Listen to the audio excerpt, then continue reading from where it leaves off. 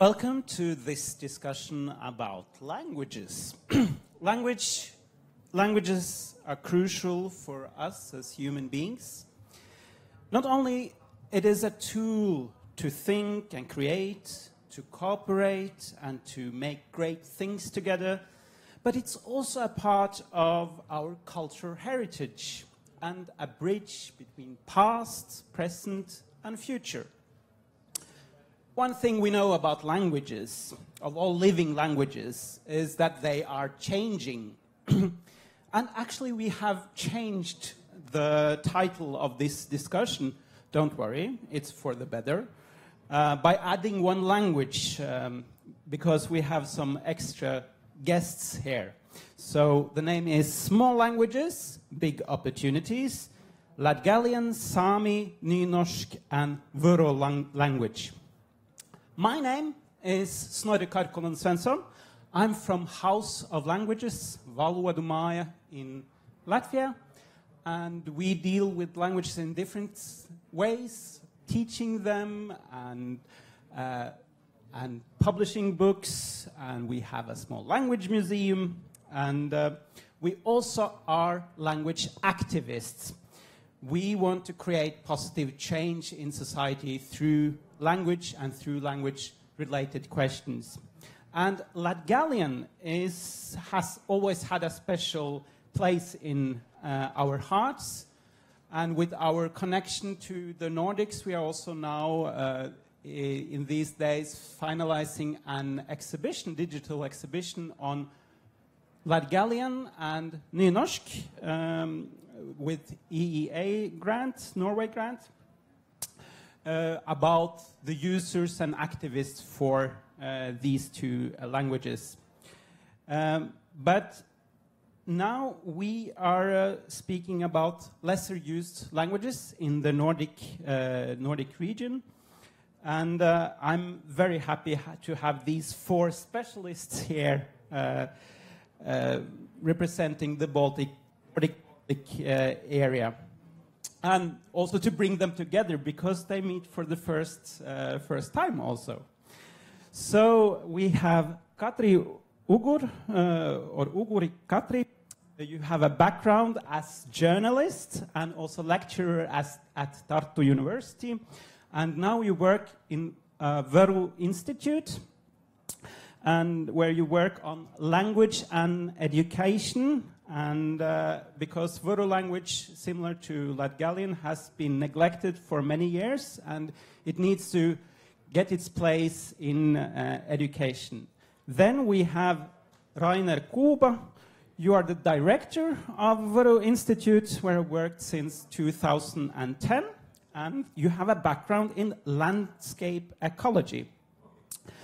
And you have told a story that is, I think that many Latgalians would recognize growing up in Soviet time and even after, namely speaking one language at home, and when you come to school, then you are meeting another language. Then we have Sanita Martena. You are professor at Rēzeknes Academy of Technology. You worked a lot with both Latvian and Latgalian language and education, and you also are involved in Latgalian language technologies and something very intriguing, linguistic landscapes. And then we have Tone Slenes. You are working at Norwegian Museum of Written Culture, which actually consists of three museums connected to Nynorsk, the lesser used written language in Norway. And you have a very global background from Norwegian Aid Organization and Norwegian Foreign Service. So you have worked the most globally of all of us. So welcome everybody. Let's give them an applause. Yeah. So when we speak about the Nordic and Baltics, at first glance, well, 5 + 3 countries. Well, then we have like these, should be 8 languages, right? Icelandic in Iceland, Danish in Denmark, Norwegian in Norway, Swedish in Sweden, Finnish in Finland, Estonian in Estonia, Latvian in Latvia, and Lithuanian in Lithuania. But knowing that there are more than 7,000 languages in the world and only 200 countries, then, and also knowing that the history of most countries are quite complicated and that we people are migrating, then of course there are very few places where the linguistic situation is that simple. In the Nordic area we have 3 autonomous areas, the Faroe Islands, Greenland and the Åland Islands, and they have a different language than their main countries. So Faroese, Greenlandic and Swedish in Åland. And in Norway, Sweden and Finland, there are small and even smaller Sami languages, Finno-Ugric languages. In Latvia we have Livonian. There is a German-speaking community south in Denmark. There are sign languages. In northern part of Norway and Sweden, we have a version of Finnish language called kvensk in Kvæni in Norway, meänkieli in Finland. There are different varieties of Roma language. We have Yiddish, Karaim in Lithuania. And in Estonia, there's Seto and Võru language. And in both Norway and Latvia, there are 2 standardized written language traditions, Bokmål and Nynorsk in Norway, and Standard Latvian and Standard Latgalian in Latvia. And of course, there are also all kinds of communities connected to migration in past times and in not recent history, not to mention all the dialects. So we are living here in the Nordic and Baltics in a very rich, linguistically rich area. Very recently, in the 2nd of May, languages strengthened their position and importance in the Nordic region as the ministers of culture and education of the Nordic countries signed a new declaration on Nordic language policy, taking into consideration challenges as digitalization and globalization. Now I want to cite Sweden's Minister of Culture, Parisa Liljestrand. As a Nordic community, we want to preserve, use and develop all our languages. After all, access to language is a matter of freedom, democracy and equality. And you heard it's all our languages.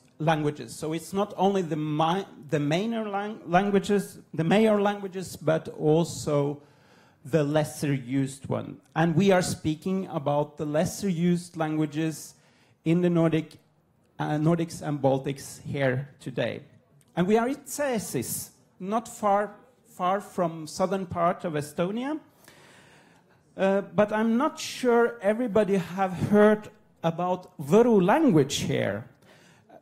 In Latvia, we know an Estonian poet called Kontra, who writes in Võru. He's famous, but this language, that's one of his language he writes in, is not that known. And although it's just about across the border here. So my first question is to Kadri and Rainer, what is Võru language?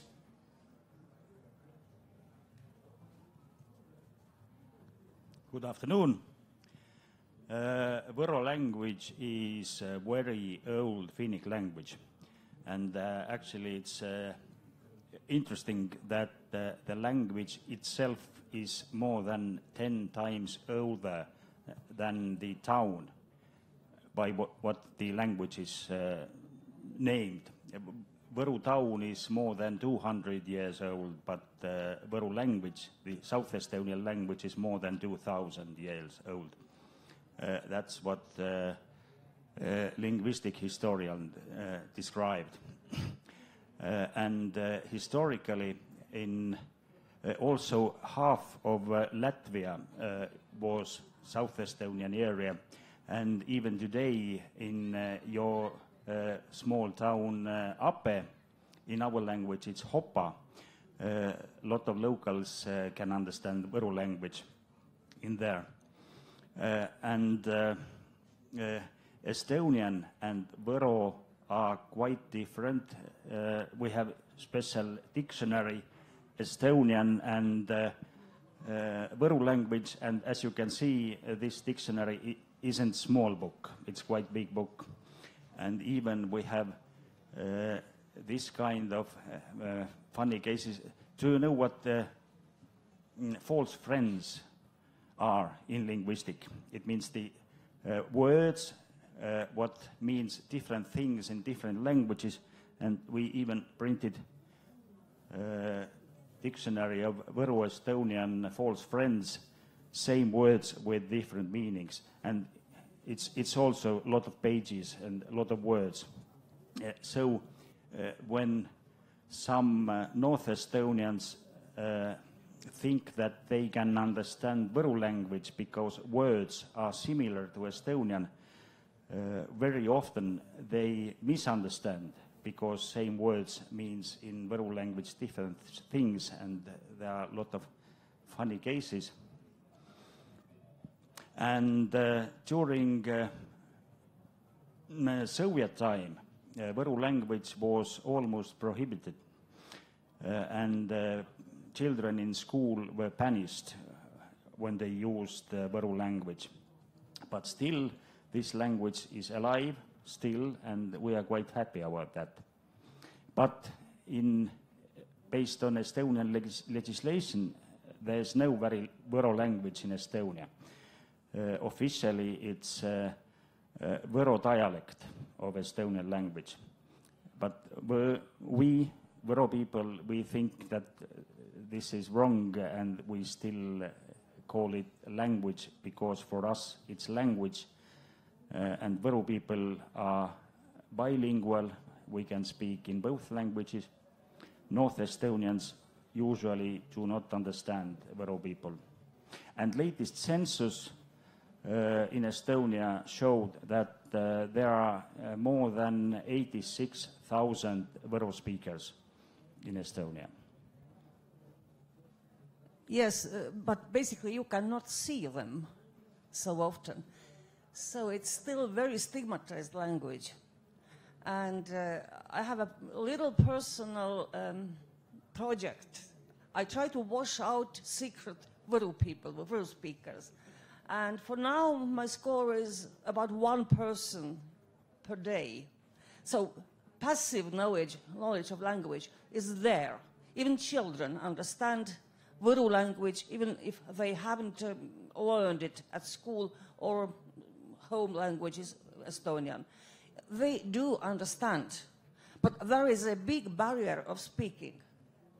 And this means that although I am responsible for teaching Võru language at schools as much it is now possible, I think that more important is that this language regains its use in everyday situations, so that we could bring this passive language knowledge somehow into our ears. So the language must be heard.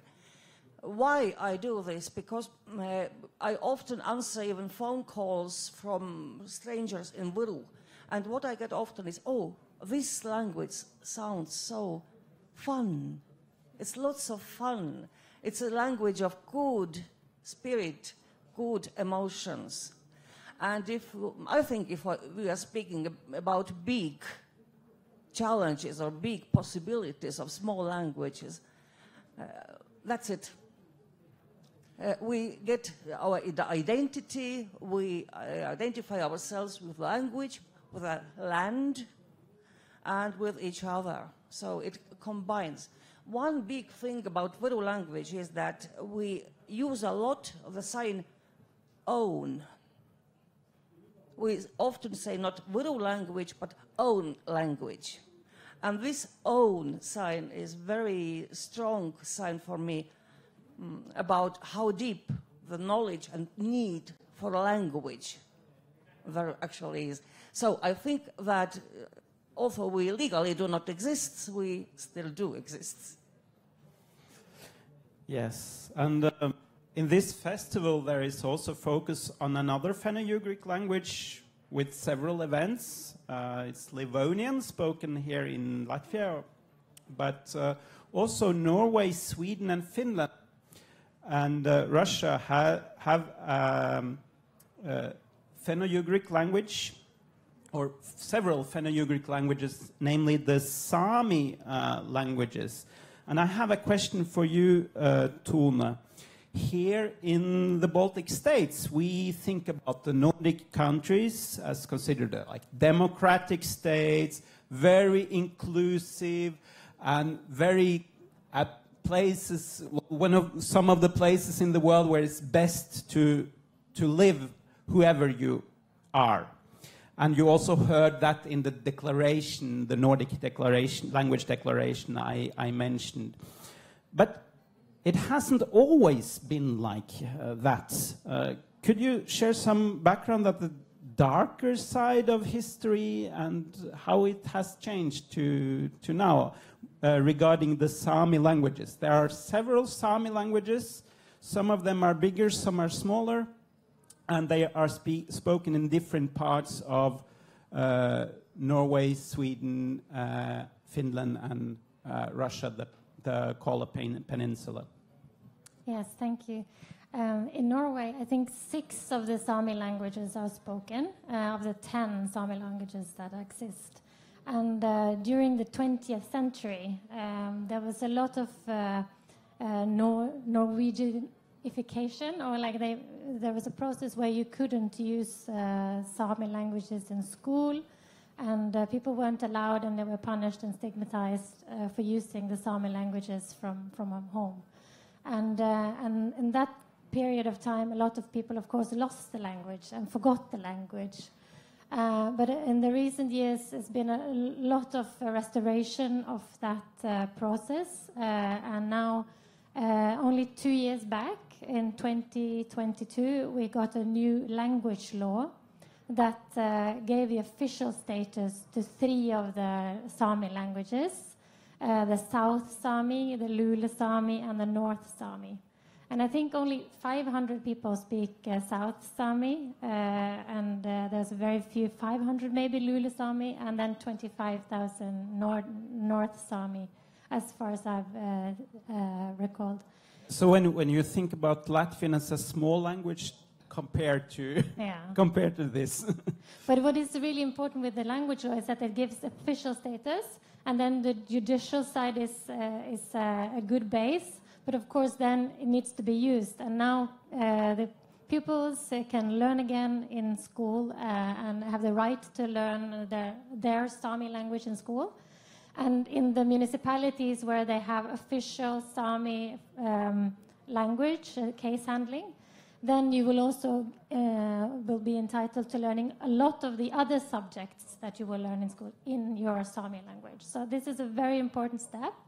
And of course, it needs to be follow up with the official information from the websites of the governmental institutions, the ministries. Everybody should offer now information in the Sami languages, and that is a very important step. But also we need to have it in literature, in museums, in cultural events, in festivals. You have to see your language in all areas of society. And for instance, now there are projects translating the Bible into the Sami languages. A lot of important steps to actually to see your full language in all sides of society. So I think that was Yeah, and we see that, like, what changed, how this situation could change to the better. It was connected by activism.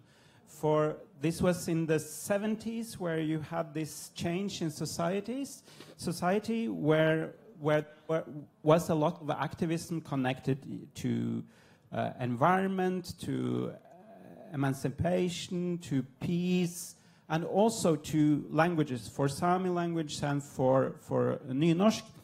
And also there was Sami language was also connected to environmental issues, because there were great protests to build a power plant in northern Norway, in the areas of Sami people, and this raised the awareness for Sami people in Norway. And yes, so there are several Sami languages, and Sanita, you have actually cooperated in a project connected with one of those smaller Sami languages, namely South Sami languages. So what's the connection between Latgalian and South Sami, or how do you cooperate? Labadīna. At first, I would like to stress, listening to my neighbors, I can say that linguistically they are so diverse languages. Latgalian as Latvian, they are both Baltic languages, and here Finno-Ugric. But social-linguistically, there are so many similarities. Like you said, 500 speakers, South Sami. Latgalians would be something like 158,000 speakers around. And similarities to you, you said Viru is stigmatized. I wouldn't say that Latgalian is stigmatized, but I would say it is not normalized. It's not part of norm to hear that Latgalian is taught at school. It's not part of norm that we can see in linguistic landscape. Even we see bilingual signs now in the region, Latvian and Latgalian. Sorry, Snorre, now back to your question. We decided to look at Latgalian and teach our new generation not only about Latgalian, but they can understand what does it mean, regional identity, regional language, multilingual awareness, in comparison with other 3 different countries. We took South Sami in Norway. We took Mirandese in Portugal. We didn't take you. We have had so much cooperated with Viru. We decided now it's time, and we took from the Netherlands, it is West Frisian language. So we created e-book, All Plus, you can Google and find. It is with open access, with 5 chapters. Every language, Latgalian, West Frisian, South Sami, Mirandese, has its own chapter, plus 5th chapter, and it's called ownership and leadership. What does it mean? It means if you want to save language, not just save, but develop and bring to next generations, you have to take some kind of leadership. You have to have this feeling of ownership. It's not only land. Land is connected with culture, language, and future. And here you asked, Mazas, valodas, lielas, iespējas, big opportunities. And in Latvian discourse, not Latgalian, but in Latvian, we have looked at smaller languages from the perspective language as a problem. But language can't be a problem. Language has opportunities, language has a right, and language has a value. This is our approach with this book. Yeah, thank you. That's very, very well put. We already mentioned the role democracy has for lesser used languages. We have had a project together with Tone's organization about Latgalian and nynorsk in Norway. And what we see that there are so many similarities in the situation with having 2 written languages, one lesser used, connected to one region, and many things are very similar. But what is different is how the development has been connected to history and democracy, or the lack of democracy. Like Latgalian has had several setbacks that nynorsk didn't have. First with the printing prohibition in the mid-1860s. Then there was this flourishing time in the beginning of 20th century where Latgalian was used also in official documents in school and had a quite good position compared to other parts of history. And then we had in 1934 the Ulmanis regime began. That was the second setback, and then the third one with the Soviet time. So, but now Latvia has been independent and democracy for 30 years. And Sanita, how would you say the position of Latgalian language is today compared to 10 or 20 years ago? It's a short question, but it would be a big answer long, but I will try to put, it's all the time changing. In comparison, like 10 years ago, I would say it is more present. You can see in bilingual science, in many science. It is part of curricula if parents decide to choose it. It's possible to learn at school. Of course, it's not officially part of program or curricula as it was almost 100 years ago, but I think it's wrong perspective to look and bring from past to present. You have to look from the perspective of current situation. So parents have rights to choose Latgalian, and students have rights to choose and learn. What is missing? I think prestige and status is still missing, particularly for generations who are like my generation and older. We are from the last century all, yeah? So we have been in situation when Latgalian was not allowed to use, even during the breaks at school. My personal story is when my teacher, Latvian language teacher, heard that I spoke Latgalian with my classmates, and she said, Sanita, do you want 5 to get? This was the highest mark. If you want to get 5, you should stop to speak Latgalian because your Latvian will be disturbed. And for many people, still Latgalian is language of church and home. And to normalize this language, to increase prestige, I think official regional language status is missing. For many people, this would put in another hierarchy. This is mean.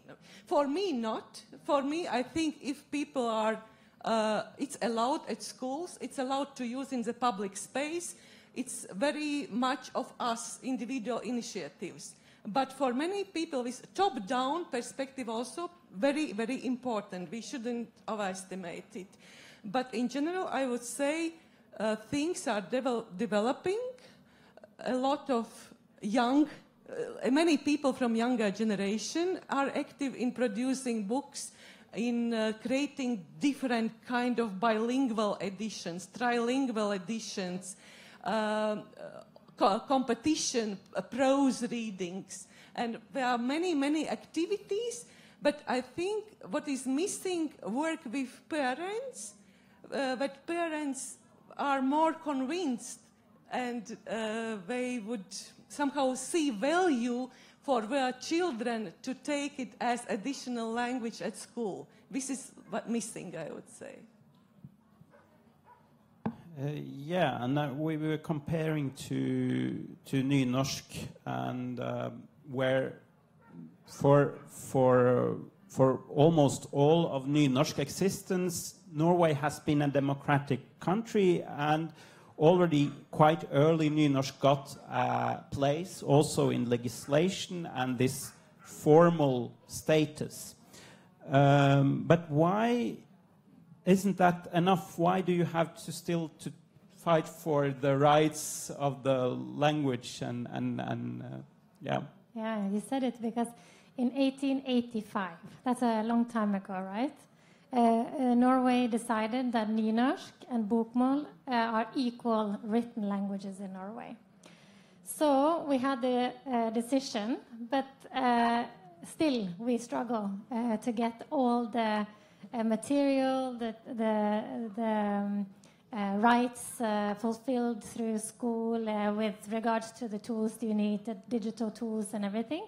So the democracy has been very important, and the activist group, the language activists, have been really good at working steady towards reaching important milestones in realizing all the language rights that we should have with the two equal languages.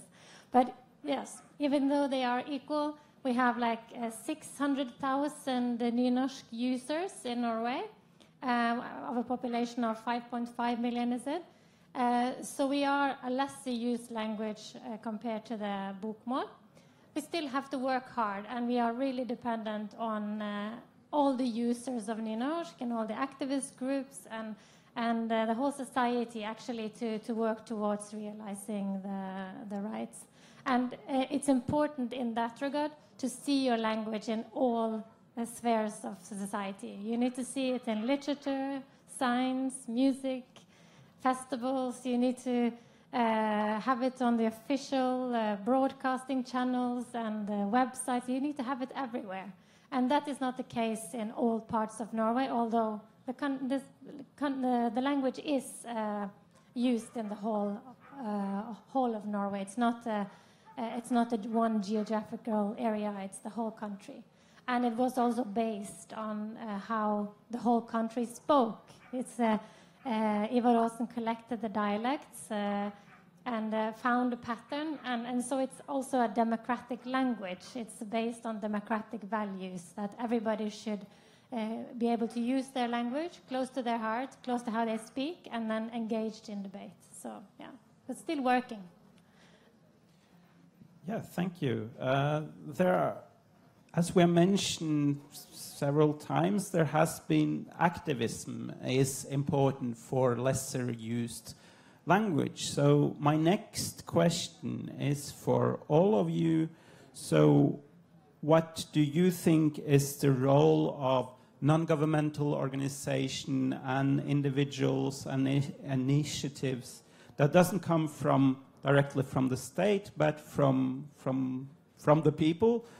And what can be done to engage more people in these activities, and also to get the understanding of the supporting non-users for all of these three languages you are representing? Then in your country, most people are using another language, so how get them also to support our case, that it's nothing that you do in your corner and go away everybody else, but this is actually a shared national value. This lesser used language is a part of the national heritage, and this is a part of what belongs to this country and its people, and not only to the users of this language. So yeah. So what is the role of activism? Kadri, you want to start? Yes, I would. I think the most important thing is to combine certain language with positive emotion, with pleasant emotions. And we have a wonderful example.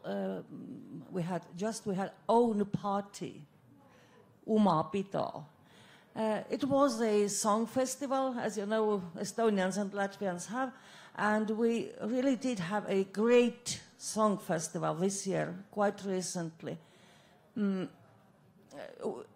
which all the songs were in Võru language, and very many people wanted to come to this festival. I will give you numbers just in a moment, but I have to say that the choirs that took part mostly learned those languages, or they were instructed in Estonian, although the songs were in Võru language. So I don't know how many visitors we had, but basically we had more than 4,000 singers from all the age groups.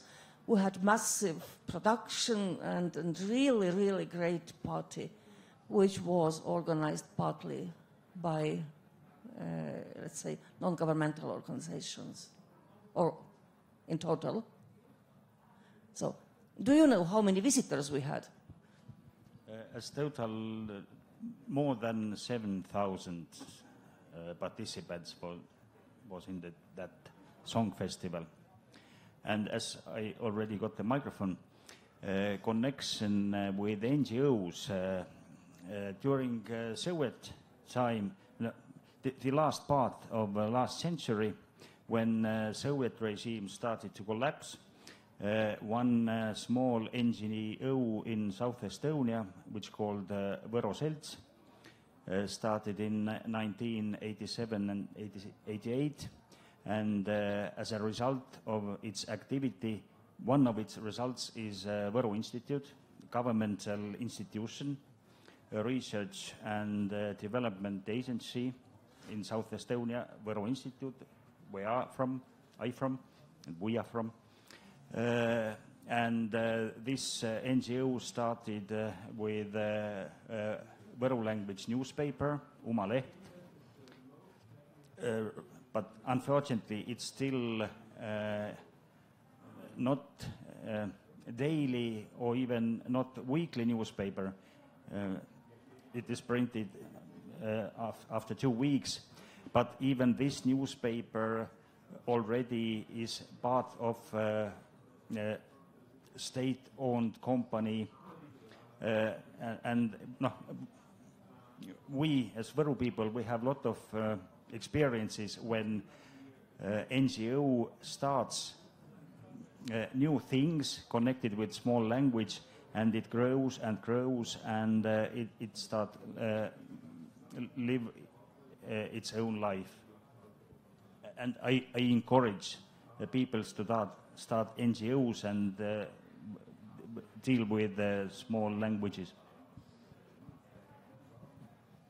About Latgalian, I think NGOs, they play crucial role. Currently, I can say in Latgale, valoda and individuals, what they are doing, it's amazing. I can be just jealous. I couldn't do so much as they do. Of course, it is a bit sporadic. It is not well planned in long term. And if they do 1 year, 2, 3, something very interesting and important, but it's not planned like package. From language vitality, positions, theory, it will disappear. Therefore, it's important, we know from language planning, it is with corpus planning, they are planning editions, technologies, language corpora we are planning, but it is important, I mentioned status, but it is important also to plan discourses. If our media people bring in media positive discourses, narratives, messages about multilingualism, well, Latgalian is part of it, and speak about language as an opportunity and value, not as a problem. This is what we are missing. Media can do a lot, starting with young generation and also with older who reads newspapers and digital media, to bring stories. What is message? To bring positive stories. You are from Norway. My last example, I'm doing research at the moment about Latvian diaspora, and one woman from Oslo, she has graduated Riga French lycees, and she has said, of course, after 9th grade, when my classmates came from countryside, it means from Rēzekne, Valmiera, Cēsis, this is countryside from Riga perspective. What our teacher did, she tried to do everything with the accent, intonations, changed to Latvian standard language. But when I started to live in Norway, she said we are living now 14 years in Norway, how every Norwegian is proud of his or her dialect. And now I started to think about Latvia dialects. Why I didn't look at from such perspective. And this is media in school, what can do a lot about language prestige. And if I could give advice, NGOs, go to schools including parents. They have big agency, particularly for primary schools, but this is one thing we don't want to give more tasks for NGOs, but it should be, language development should be planned from at least for perspective, for long term. Yeah, and what you mentioned about this long-term work, I think that for NGOs it's difficult because of financing, because if we have long-term projects, you need to know that you have money next year or in 5 years also to do these things. I also wanted to comment on schools, that it's important to work on the schools in this core area where this language is used, but also in the rest of the country. Like in Latvia, you finish school with reading a book in Latgalian, or even I studied Baltic philology. We, in Latvian, learning Latvian literature, it was like, what is Latgalian literature? Is it Latvian literature? According to the studies, probably no, because we didn't read a single book. And that is quite strange, that it's it's not a part of the shared culture as it should be, and it's a treasure for all of the countries. So it's not only to work in schools in Latgale or Vøru or in western part of Norway, but in all the country. Absolutely, I would say that children even in Liepāja or Ventspils or Cēsis, they would benefit if they could compare one small story, some funny story for children in Latvian standard and Latgalian, and see that actually when they read, they can understand quite a lot. They are similar languages, and for them, maybe what is different aims for Latgale students and students, let's say in Cēsis. But you don't have to learn to speak Latgalian. Nobody will force. We shouldn't force anyone to learn some language. But to create this language awareness, that this is also part of Latvian identity, because Latvian identity is very diverse. We should put diversity to Latvian identity. Latgalianness is part of Latvian identity, but the aim for students in Latgale would be also to learn to read and write, because this is not so difficult if you start and do it. And for long-term purposes, what you said, I can be jealous at Viru Institute, because in Latvia we don't have any Latgalian institute which is financed long-term by the state. Yes? So you do. Yeah, Viru Institute is financed by the state, and this is absolutely where we could see this puzzle, NGOs, schools and different players, agents, for the same one aim, but it is in Latvia still not planned in the way with long term, including different participants. Yeah, and I jump in where you left, because in Norway we have had a good development of a whole infrastructure for supporting the lesser used language nynorsk. And also now the language law says explicitly that you should walk the extra mile to lift the lesser used language. You should not treat the language equally, because one needs extra push and extra support, and you should always do that. And the government, as you said, they should, and in Norway they do, give a lot of funding for museums like us, for theater, for NGOs, for projects in media, for all kinds of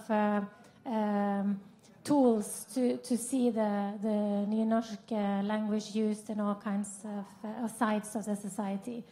And it is important that all the individuals use their language as much as they can and not stop using it, and also be bold and use it in debates and use it where it's not used before. And also contribute to the growth and the development of the language, because we need to see that the language is used, not only preserved like the history and the treasure of our mutual identity, but we need to develop it and use it in new areas and find new ways of expressing the language. And we use it in rap and in all new ways of dealing with the language. And in this project we have together with the NGO that you're heading and our museum, the core of that project is also to heighten the to be proud of the language that you use, and also to use it, see that you can use it in every side of society. And it's languages and dialects are really the most important part, or one of the most important indicators of your identity. So of course it's really precious to all the users, and we also need a positive attitude for the non-users to support us in using our dialects and our written language.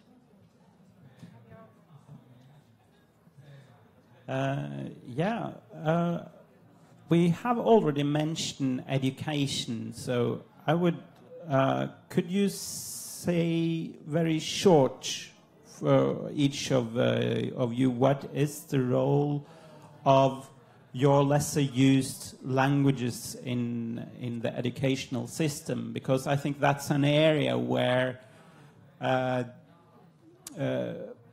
activists and for different lesser used language can learn a lot from each other, how to give it a larger place in educational system, formal and non-formal education. I'll start. In Norway, you will learn nynorsk and bokmål throughout the whole education system, or all the classes. You will also get exams and master degrees and bachelors, and you will use it in universities. The whole system is in both languages, and one main language and one side language early on, and then you will be able to do everything within both languages. And also on 1st of August, in 1 month, we also have a new law, education law, where the rights of the students is strengthened. And one example of how it's important to push still for this lesser used language, nynorsk, is that, for instance, a lot of mayors, together with the activist organizations, they pushed Google to offer a translation, on like a spelling program for the nynorsk pupils. Because they've now, a whole generation have been in school without proper support when writing their own language on their iPads and Chromebooks. They've, for instance, written egg, and then they got a spelling mistake because the program was only in bokmål, not in nynorsk. So of course they were super confused. But now Google, after this push from different sides, have said, yeah, we will offer this now, so that that will be a good basis for the kids onwards. Yeah. In Latvia, in Latgaliešu, de jure, as I said, it's possible to choose Latgalian, but problem is if there are 2 or 3 families who have decided that their child wants to learn Latgalian, but minimum is 8 students, for instance, or 10, otherwise financially it's not supported by the school. Therefore, it can be a problem for those who want, but they can't get because of amount of students.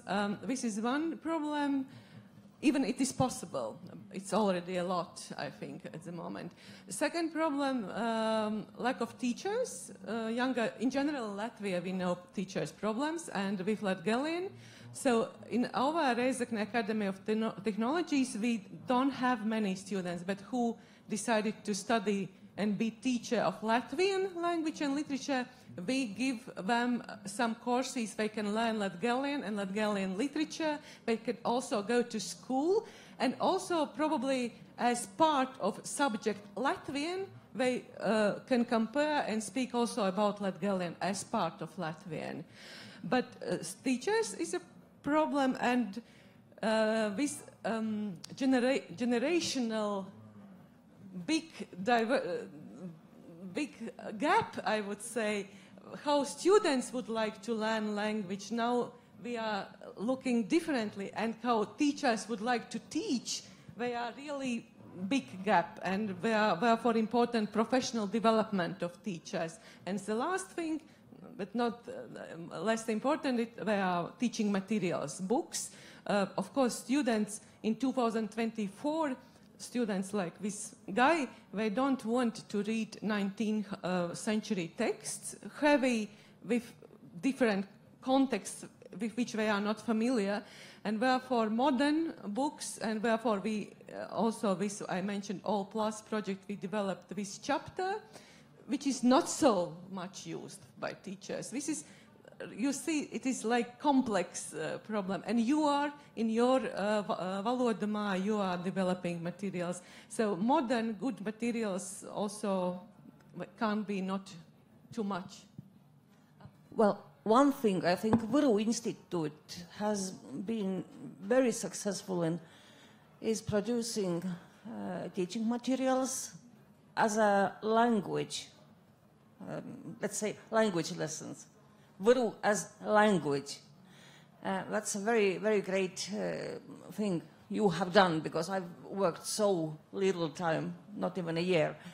And another very good thing is that there is considerable language technology. We have the same vocabulary dictionary online, working both ways.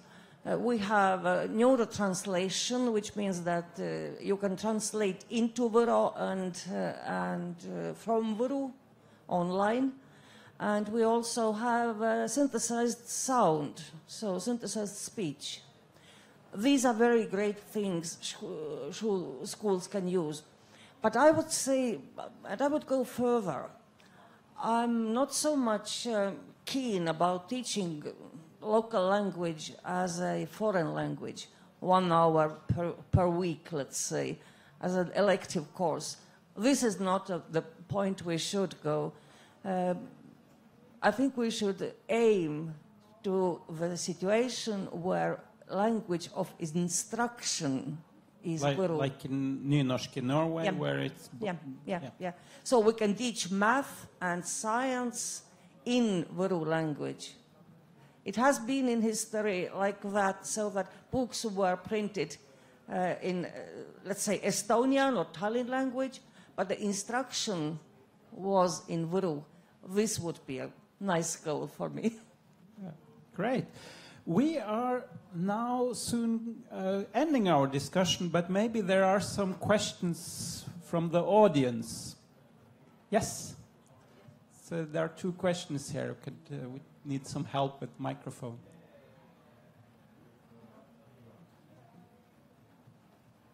Come here.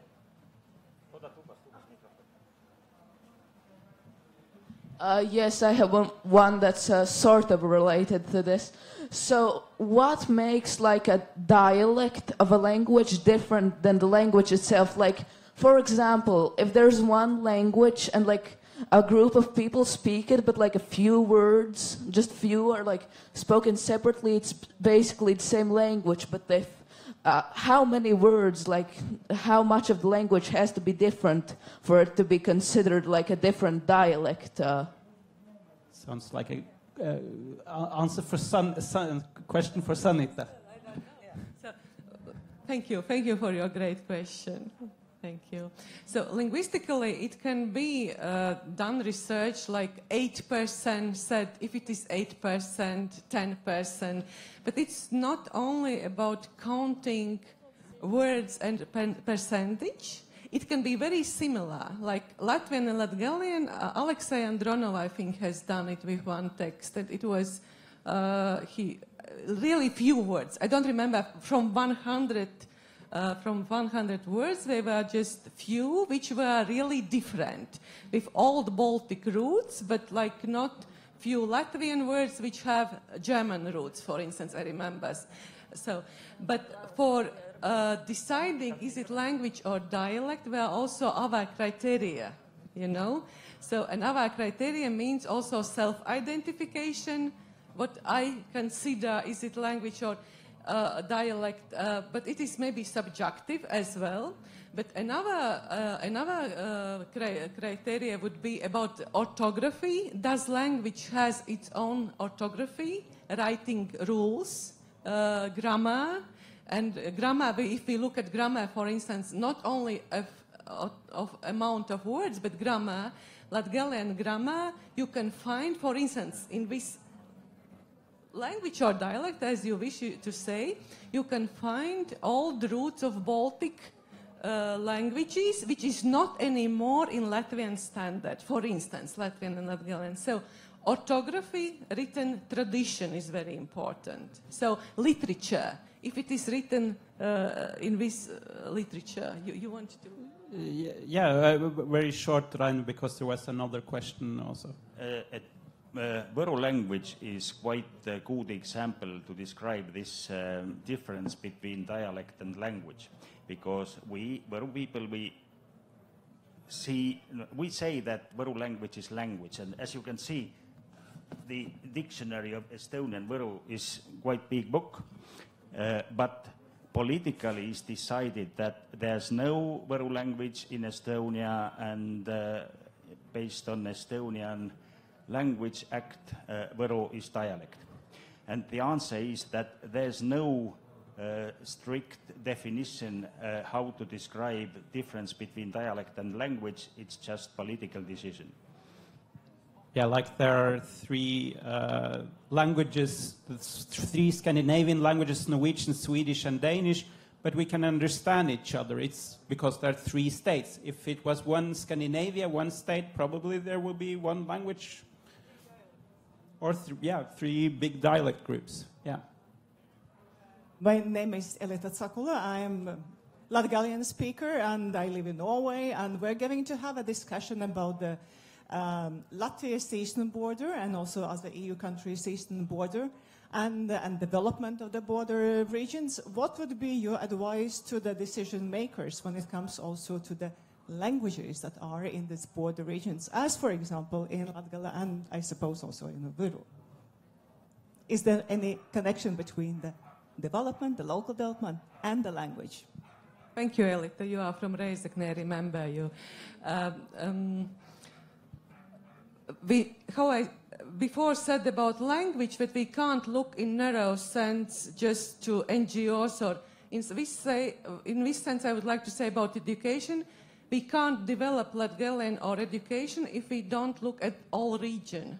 People are moving, leaving empty territories. So I didn't mention, thank you for this question, economical, political, education, humanities. This is really whole important package.